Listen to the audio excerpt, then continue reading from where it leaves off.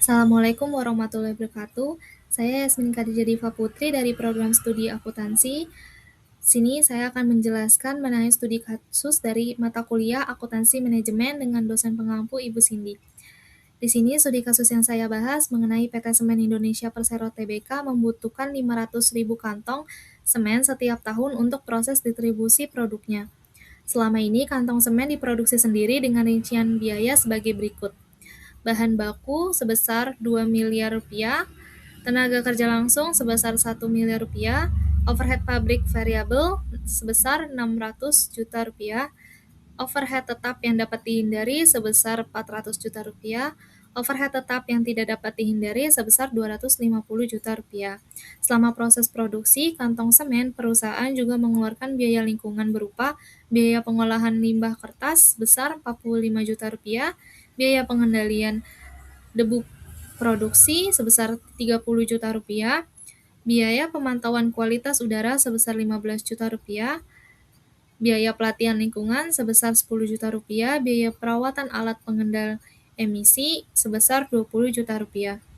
Perusahaan menerima penawaran dari vendor eksternal untuk memasok kantong semen dengan harga sebesar Rp7.700 per unit atau Rp1.850.000 untuk seluruh kebutuhan.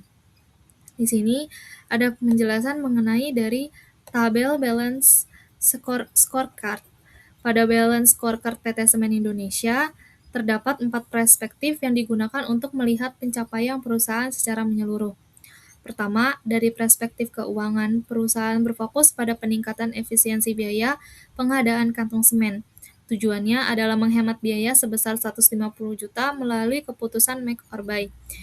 Inisiatif yang dilakukan yaitu memilih vendor eksternal karena biaya pembelian lebih rendah dibandingkan memproduksi sendiri. Kedua, dari perspektif pelanggan, perusahaan berusaha menjamin ketersediaan dan kualitas kantong semen. Targetnya adalah memenuhi kebutuhan sekitar 500.000 kantong semen per tahun dengan kualitas yang sesuai. Untuk mencapai hal tersebut, perusahaan melakukan evaluasi terhadap kualitas dan ketepatan waktu pengiriman dari vendor. Ketiga, pada perspektif proses internal, fokusnya adalah meningkatkan efisiensi proses sekaligus pengelolaan lingkungan. Perusahaan berupaya mengurangi biaya lingkungan tanpa mengurangi efektivitas pengendalian lingkungan. Inisiatifnya dilakukan melalui optimalisasi pengolahan limbah kertas, pengendalian debu, serta perawatan alat pengendali emisi. Terakhir, perspektif pembelajaran dan pertumbuhan berfokus pada peningkatan kompetensi sumber daya manusia dalam pengolahan lingkungan. Perusahaan memberikan pelatihan terkait pengelolaan lingkungan dan penerapan Environmental Management Accounting atau EMA, sehingga karyawan memiliki kemampuan yang lebih baik dalam mendukung pengelolaan lingkungan perusahaan. Lalu, untuk studi kasus yang kedua mengenai UMKM Ice Cream Nusantara.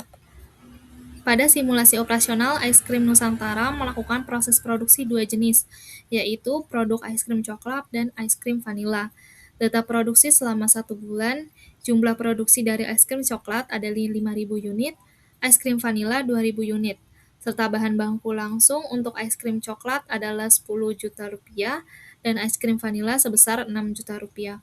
Lalu tenaga kerja langsung, ice cream coklat 7.500.000 rupiah, dan ice cream vanila Rp4.500.000. Biaya overhead pabrik sebesar 21 juta terdiri dari listrik, produksi sebesar 6 juta rupiah, pemeliharaan mesin 5 juta rupiah, satu setup produksi 4 juta rupiah, pengemasan sebesar 6 juta rupiah. Lalu identifikasi biaya dari menggunakan fungsional based. Selanjutnya, pada balance scorecard UMKM Ice Cream Nusantara terdapat 4 perspektif yang disesuaikan dengan kondisi dan kebutuhan usaha. Pertama, pada perspektif keuangan, fokus utamanya adalah meningkatkan efisiensi biaya produksi. Tujuannya yaitu menurunkan biaya produksi per unit dengan mengendalikan biaya bahan baku, tenaga kerja, dan overhead. Inisiatif yang dilakukan adalah menganalisis biaya produksi setiap produk serta mengendalikan biaya overhead. Kedua, perspektif pelanggan, berfokus pada peningkatan kepuasan dan penjualan pelanggan. Tujuannya adalah meningkatkan penjualan produk es krim coklat dan vanila untuk mendukung tujuan tersebut. UMKM meningkatkan kualitas produk serta menyediakan variasi atau paket produk yang sesuai dengan kebutuhan pelanggan.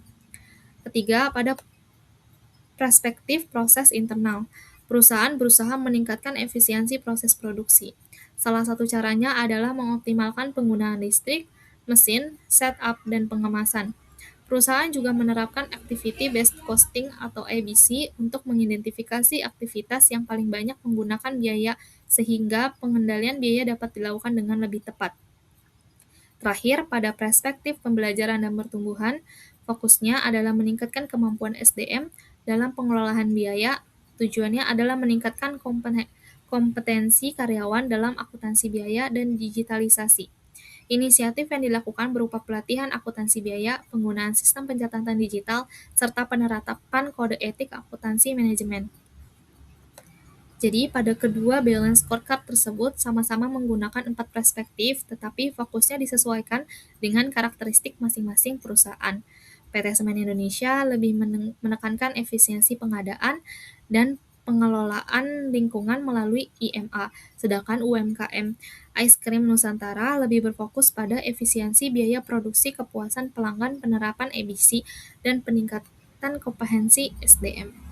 Sekian untuk penjelasan mengenai studi kasus dan scorecard balance pada perusahaan ini.